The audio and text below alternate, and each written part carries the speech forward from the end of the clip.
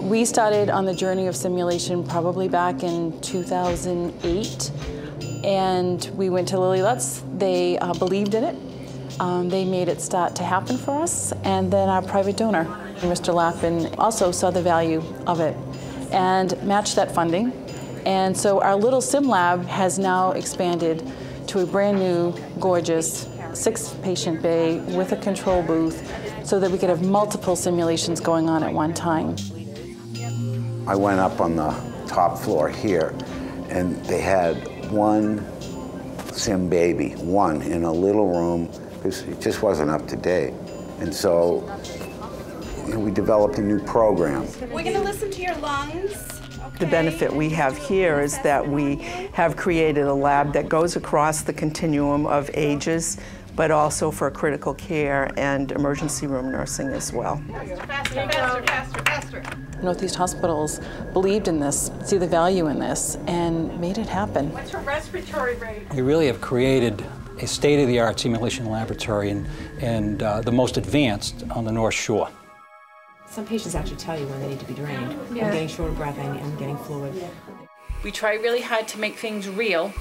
Okay, so she does have an IV that is a working IV and is hooked up to the mannequins are very lifelike, and some of the things that you can do from a control booth are just amazing. With these sim men, women, babies, some have seizures, some cough, they talk. You can do all this stuff. So when people come in, they have a breathing patient, a patient who they can actually draw blood from, they can give medications to, and the heart rate and all the vital signs change accordingly.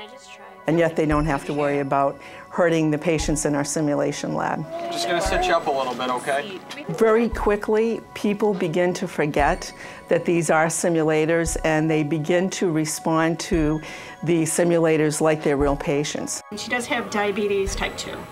We've spent a great deal of time as we've designed our lab trying to replicate not only the way a hospital looks, but the way our hospital looks.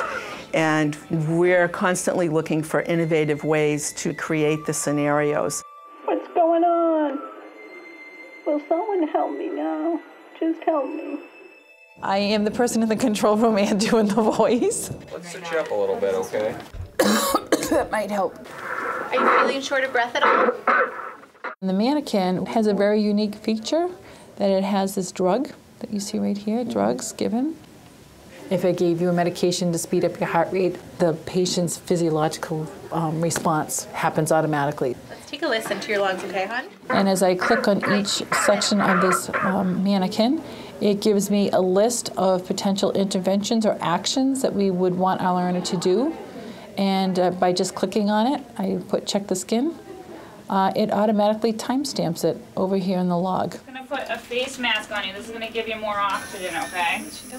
It allows me to see the sequencing of their interventions and what the exact intervention was and the timing of it. So it's a wonderful opportunity for us to look at their critical thinking. We're looking at their clinical judgment. Are they picking up the things in the scenario that are salient to having a good outcome? What about the positioning of the tube itself? How would you want the tube to be?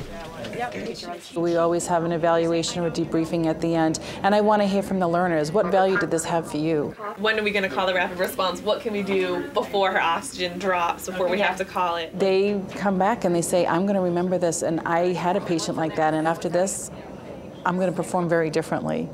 So they see great value in it. They see great value in it.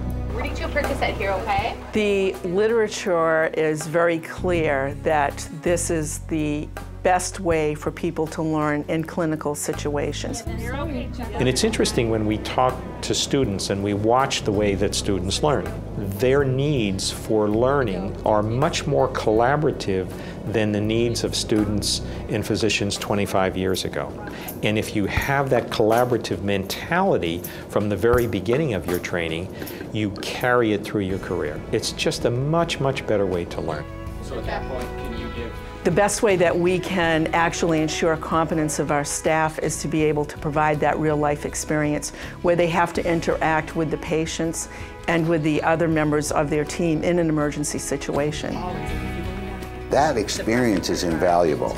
they go out on a real floor with real people, they're much more comfortable. And it's better for the patient, too.